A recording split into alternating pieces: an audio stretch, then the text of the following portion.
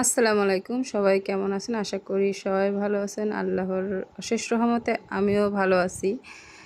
তো এটা কি ভর্তা করলাম সবাই চলো দেখে নেই। এটা হচ্ছে কাঁঠালের মোথা। আমাদের এখানে কাঁঠালের মোথা বলে, তোমরা কে কী বলো জানি না। এটাকে আমি ছোট করে কেটে সুন্দর করে পরিষ্কার করে ধুয়ে নিয়েছি। তো এটাকে আমি এখন সেদ্ধ বসাবো। সেদ্ধ করার জন্য আমি এখানে দিয়ে দেব লবণ, দিয়ে দেব হলুদের গুঁড়ো। তো এটাকে আমি ভালো করে সিদ্ধ করে নেব। আমি এখন চুলাটা অন করে দিব।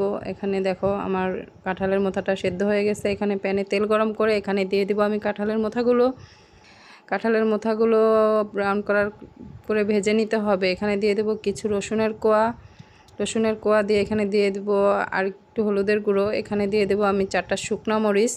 তো এগুলো সব কিছু দিয়ে আমি ভেজে নিব। তো এখানে আমি পরে পেঁয়াজ অ্যাড করেছি, এটা আমি